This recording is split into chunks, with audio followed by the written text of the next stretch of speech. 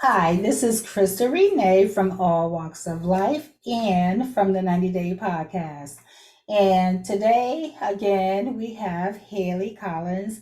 And today is part two of the sequel on the autobiography on Hailey. So today we are discussing grieving, correct? Correct. Okay. And tell us a little bit about your mom. Um, she's a Leo. She had a great personality. That she did. Yeah, she died about 5 years, 6 years back. In September, she had a brain aneurysm. It wasn't something we had the chance to like plan for. It just like happened. Yeah, hmm And how many children did she have in all? four, including me. That's four. And like you said, you guys didn't have a chance to even um, come to terms like with dealing with the fact that she was suffering. Um, or did you guys knew she was suffering with brain health? No, it literally happened like so randomly. Like I had no idea she was even like sick or anything. I don't think she knew herself either. It just happened to like happen. Like well what happened was is it was actually on my birthday and So she died on your she went birthday? into the hospital on my birthday. She never Okay. made it back out. Okay. So my little it was on my birthday, so I had ran out. My little sister was home, Logan, and my mom was trying to tell her to like call 911, but she couldn't move, like kind of like stroke wise, like she Right. was very stiff or whatever. So my little sister had called 911, and she ended up at the hospital. And since I was at my aunt's house, I ended up just getting picked up, and just like that entire week, we just been sitting at the hospital waiting to hear like some good news back. And it was actually kind of crazy because we felt like she was like just gonna have to go to like therapy to get better. They had did the surgery already. She was not talking, but she was writing on paper and stuff, and hmm like saying like, oh, funny stuff like what's going on the stories. And because it was my birthday and I really wanted a phone, she was like, get Haley phone, and she was just like communicating us with us through paper. But like a day later, she happened to just like pass away, and it was just really like Wow. unexpected to everybody because it just happened so fast. Wow. Mm. So, okay. So that is what happened. Now, how did it affect you when all of this was taking place prior to her passing? How did it affect you knowing that okay, now mom is suffering through a stroke? Um, and she could communicate through writing and through paper, but she couldn't verbally speak. So how were you dealing with that? I feel like I would have to be about 14. hmm So I feel like in the moment I was thinking like she was just gonna come home, we were gonna do the therapy, and she was gonna get better. I wasn't thinking like this is my last week with my mom. So I was like hurt. I was kind of scared, but I wasn't trying to be like too worried because I'm like, why am I worrying so hard? And she's gonna be okay. Like she's coming home. Like based off of like the progress she was making with the writing and stuff, I'm thinking like she's really about to come home. So let me not stress or overthink it. But it was like bothering me because I actually found out she was in the hospital through social media. Oh, wow. So that's what scared me when they're like, "Oh, pray for my mom and pray," and I'm just like, "What do you mean pray for her? What's going on?" And I'm trying to like contact my sister, and she's not actually answering the phone. She's ignoring me. So that's when I was Now, this scared. was your younger sister or My your older oldest? sister. Oh, okay. Yeah, that's when I got scared because I didn't know like what was going on. Like, why I posting on social media saying pray for her, and why am I like one of the last to know? But they did end up giving me a call. I did get picked up. I did get sent to the hospital, but we literally my entire family, we just thought like it was gonna be okay. Like she's coming home, so I wasn't really stressing it too bad. I was staying with my aunt, and she lived like right across the street from my school. So I was just like, you know, going to school. I was on my regular schedule, nothing changed. And then I would just, after school, I would go and visit her at the hospital. So I just thought it was going to go back to normal, honestly. Hmm. Yeah.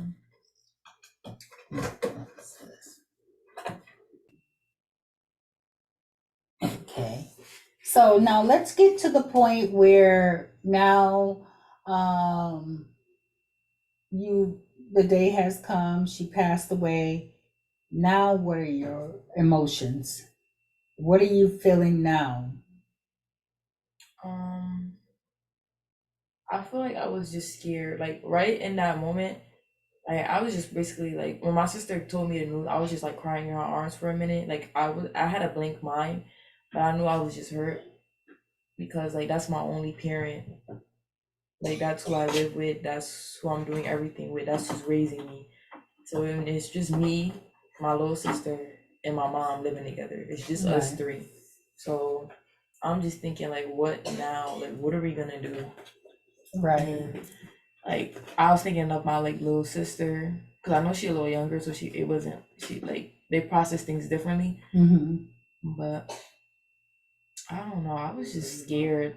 I was scared and hurt at the same time. But I just wanted to know like what now, and like where we gonna go?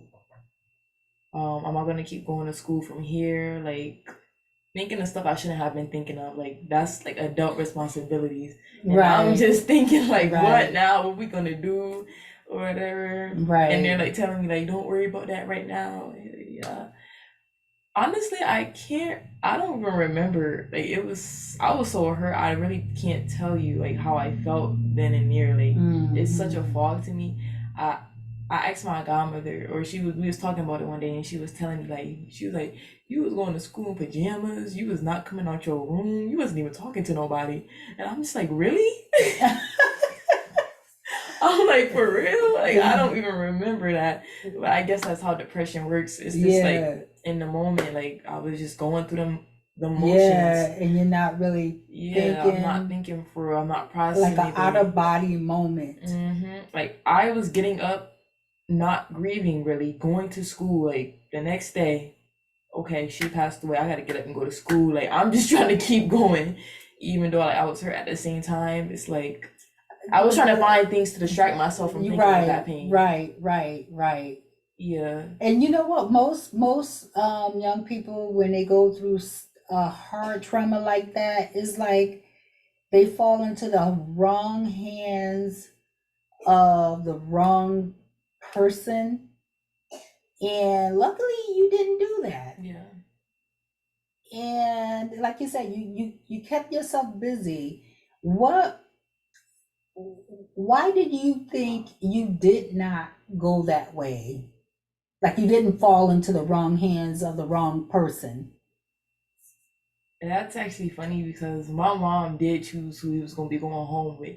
This is funny, and I probably shouldn't even be saying this on here, but my grandmother, my mama, my grandma, and my godmother were all in the room, and my godmother and my grandmother is kind of like going at it, kind of, and my mom can hear this, so she's they're saying my grandmother is basically trying to say like, oh, they can come with me on this day, and planning little stuff or whatever. And my godmother's like, no, they're gonna come with me.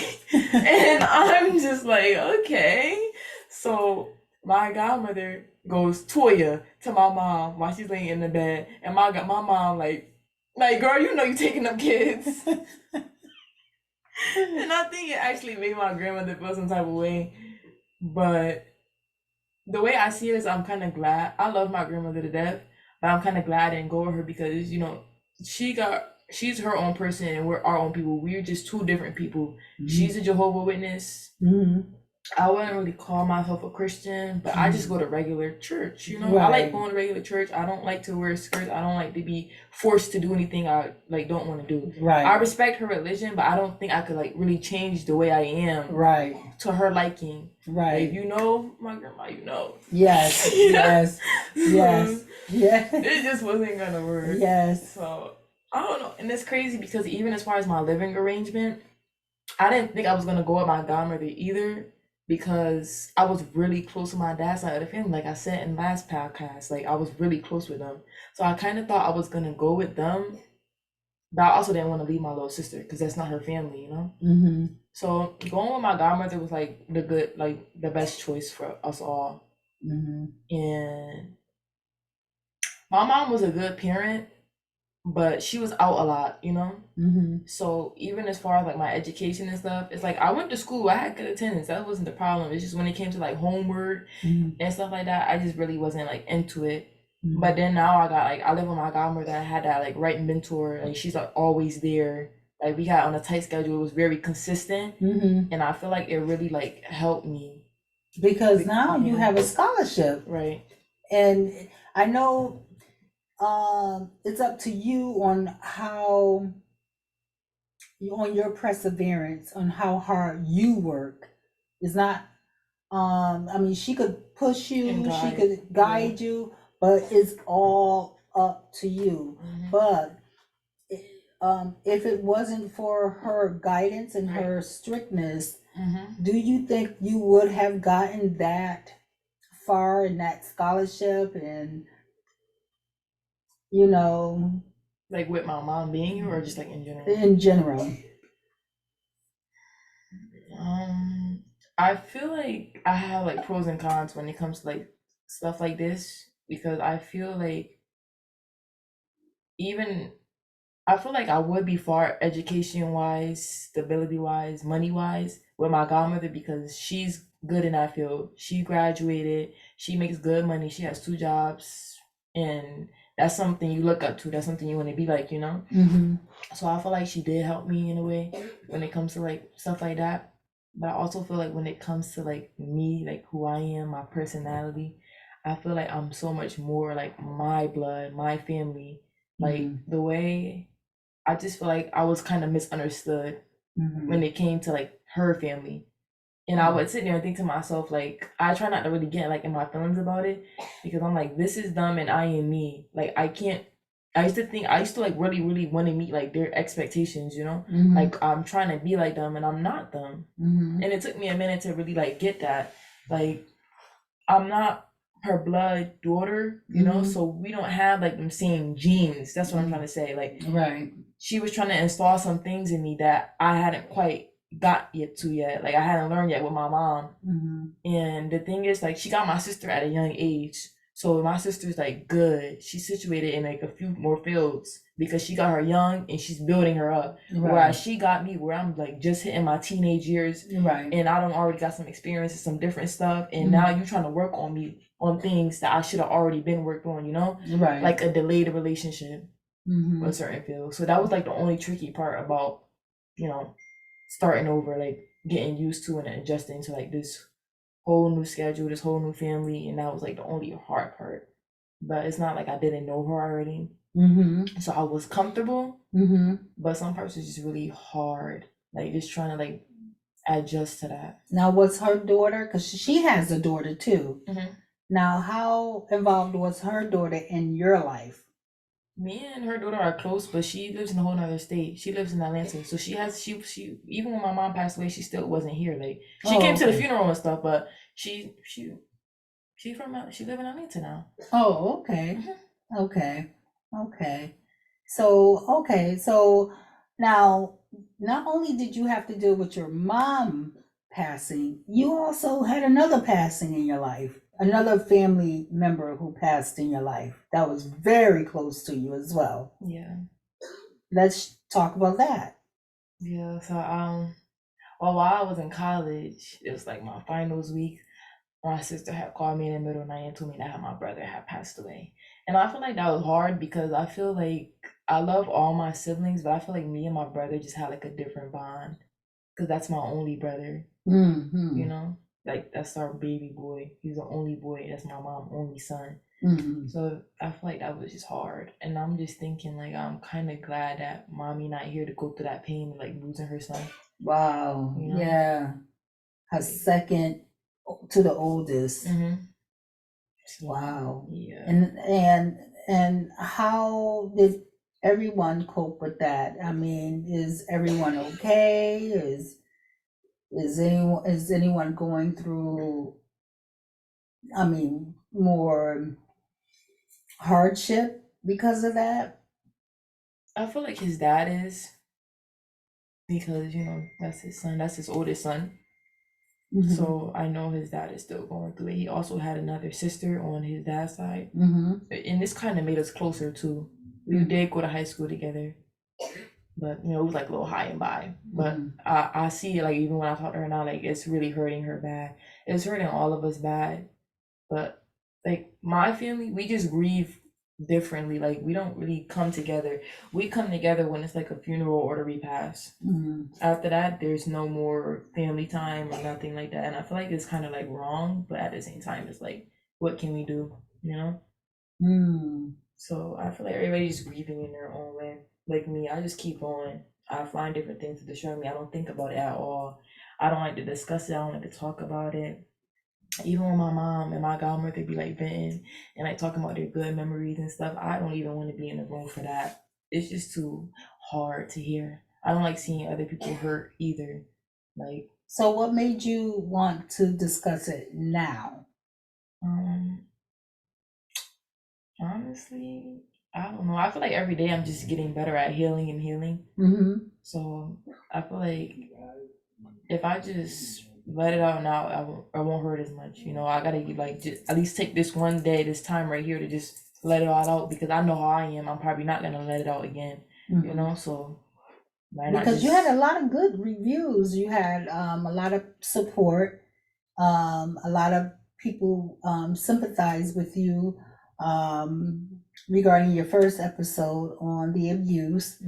And so you had a lot of good feedback on that. And to go from the abuse now to the grieving part, where not only did your mom die, but your brother died. And you would think that this would bring such closeness, even with the more older people in the family, the older generations in the family. You would think that everything, everybody would just come together, be more close knit. I feel like if Andre had gone before my mom, then maybe we would be more together, because I feel like my mom was like that glue to the family. Yeah. Like, even with Nana, my grandmother being like so complicated, like my mom still loved her. We all still love her. So I feel like even as far as Plus, her, she knew how to deal with her. Exactly. Even with Nana and I, like Nana and I be pulling up, beeping our horn loud, screaming my mom's name. Like, oh my God, my mom was like that glue. Like holidays, Thanksgiving, like no matter what, everybody's welcome. Like, we put all that other stuff to the side and like we come together. But I feel like now that she's not here, it's just like it don't even matter. We don't have to talk. Like, we don't even be thinking about each other, and I feel like that's weird. But that's why I started like reaching out more. Right. Like doing more. Like, I'm walking past your house. I'm like, I shouldn't be walking past this house and not saying anything. That would be weird to me. Right. And like, even as far as like my other my mom's sister, Auntie Jocelyn, I was like, I gotta do better, like even reaching out with her. And she'd be like telling me like, oh, she want to do this for her store and stuff, and I'm just like, I'll come help you. Or you tell me about your podcast, and I'm like, okay, I'll tap into the podcast. Yeah. Nana and I need help cleaning. All right, I'll come help you clean. Like, I don't know. I just feel so good when I'm like dealing with like my blood. It gives me like a different feeling for real. Like, it's not the same as just like them. Look, my family that I live with now, I'm real close with them, but it's not the same. Like, this is different. I guess it's a different vibe. Like, we get each other because this is blood, Right. This is just me being myself for real. Like old times. Right. I don't gotta have such a high guard or Right. Yeah. Wow. Okay. So now, and your older sister, how is she handling everything by her being the oldest? Does she feel like she has to now be the glue to the family, or is it not that way? I don't feel like my sister is gonna be the glue to the family because if you know Dede, you know she's kind of tough to deal with. She's tough to deal with. I can deal with her because that's my sister. But for other people, like I know she could be tough to deal with. I feel like I'm gonna be the one that's the glue to the family. I feel like I'm like I'm like my mom for real. Or it could be Logan, but she's still young, so we don't know. Logan got her she's a character, she got her own personality. But as far as like the nicest or wanting to bring people together or when I get my house and I feel like I'm gonna be the one hosting it. I'm gonna be the one to make sure like we really like still a family. I just feel like that's me. Mm-hmm. Mm-hmm. Yeah. Because they don't really talk to nobody in the family. She don't even really get along with me and but I just be like, they don't hold the grudge. Just she's older. That's still your grandmother at the end of the day. You just gotta do what you gotta do. I know she's complicated, but you are too, and that's why we're family. Cause we all the same. We all brats, and Not the Braxtons, but brats. yeah, yeah. Yeah. Wow. But I mean, but you're dealing with it, and you're still in school. Mhm. And when did you return back to college? In January. And are you looking forward to going back to school, or? Yeah, I'm actually really excited to go back. Like, I feel like this break for me was like needed. Mm-hmm. I feel like my family was like a little confused because I lacked on my part with the communication. Mm-hmm. Like why I didn't want to go back, but I just feel like I had like my own personal reasons. I'm grieving. I'm going through stuff physically, emotionally, mentally, and it's just hard to explain to other people. Like you're not me, so you don't get it. Right. Like I Right. dead need this break. Right. Like I don't need Right. to be judged about it. Right. Just let me handle this. And Right. that's how I was feeling. And I feel like now they get it. Like they've definitely like fallen back and giving me that space and letting me like do what I gotta do. Like I'm working 12-hour shifts, That's a lot. saving. That is a And lot. just because when I go back to school, I really want to be like situated, you know? Because Right. that was the whole point of this break to get myself together. And I feel like every day I'm just like accomplishing like new goals and I feel really good. Like I feel really good. I didn't feel, and I feel like even with college, if I had really sat down for real in advance and thought like I really, really want to go to college, I'd be at a HBCU. I don't know why, but I did not take that route because I was kind of like last minute with my college stuff. Mm-hmm. I just knew I wanted to go to college, and they gave me the most money, so I went with them. But you know, Mm-hmm. my college is not that bad. And plus, you got a full scholarship. Yeah. So And how did you obtain that scholarship? Can you tap into that? good grades in high school, y'all. I was getting honor roll every quarter. My godmother did not play the fell in the classes. You can go out, you can have your fun, but them grades come first. And Right. she made that very clear about them grades coming first. Yeah, she was on me heavy about my grades. And back then it's like, oh my God, you're stressing me out. Like I'm getting sad, I'm crying, like I can't do this. But I did it. It wasn't even that hard for real. But And look, it yeah. paid off. Yeah, it really paid It off. really paid off with everything that was going on in your life. The passing of your mom, the passing of your brother, and with everything going on, the abuse with your father, everything that was going on in your life, you still maintain the number one important thing in life is your education, Yeah. because that's something that no one could ever take away from you is your education and the level of education that you have. And even on the school break, it's not like you were out here partying and going out to clubs and doing this and that. You're working 12-hour shifts. I was doing a little bit of partying, I'm not gonna lie to y'all. But I was doing a little bit of partying because it's summer. But yeah, I was still working. The partying never stopped me from going to work the next day. That's the thing, you know, you gotta keep going. You gotta That keep motivation, going. you gotta be keep consistent. going. Yeah. Yeah. But you were doing it. Mhm. You were doing it, and you wasn't lacking. You're not having given excuses. Yeah. You know, so be very proud of all of your accomplishments, because it's a lot of people out here that they couldn't even walk in your shoes, even if they had to, older or younger, or your age, couldn't even walk in your shoes. Yeah, losing a parent is hard. Like, people tell me all the time, like, I don't know how you do it, like walking around like everything like okay, like I'd be doing this, and honestly you really wouldn't know what you would do. You really don't, not until you go through it. It's easier said than done. Right, You can say whatever, but when you actually go through it and lose a parent, I mean, I lost my dad, and before, I mean, I took him for granted, you know, as far as um, when he was living, and he always was in his stable mind, but for us, when I guess growing up, when we seen the transition in him, when he started to walk around and had the briefcase chained to his arm, and for us growing up, it was like, why, you know? But he still was clean. He still maintained and kept himself up.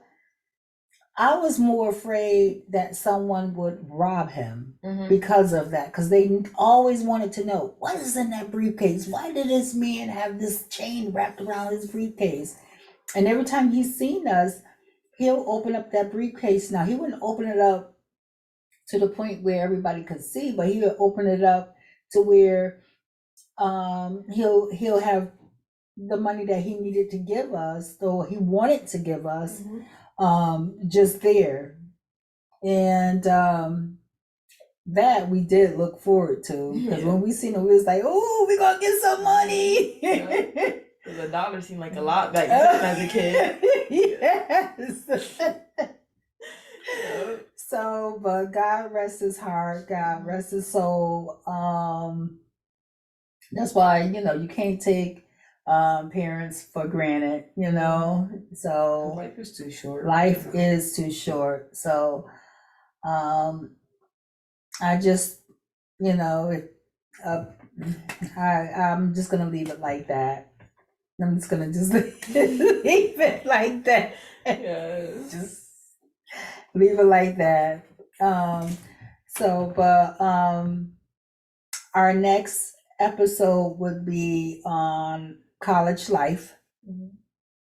And so I'm looking forward, and that will be, we'll discuss that on another day. So I'm looking forward to that. But I thank you for giving us some feedback on how you are, and how things have progressed in your life after everything that has happened.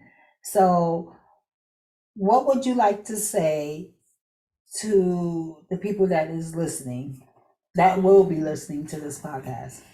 I would just say, like, just try to keep going. Like, rocks gonna get thrown at you no matter what. You just gotta keep going. I ain't let it hold me back. It's okay to like be on pause, but don't stop. You just gotta keep going. Like, don't stay at a standstill. Because if I would have stayed at a standstill, I wouldn't be where I'm at today. I'm still trying to finish school. I'm still working. I'm not like staying in that dark place. I'm really like trying to get out that dark place 100%. And by doing that, I'm just trying to keep going. I'm trying to be there for others. I'm not taking life for granted. I'm just taking one day at a time. Okay. Well, there you have it. This is Crystal Renee from All Walks of Life and from the 90 Day Podcast. And my guest here today is Hailey Collins. And we discussed grieving. And I don't think she still might be going through it just a little bit, but look, she got her life back on track. So congratulations. And talk to you soon. Bye-bye, you guys.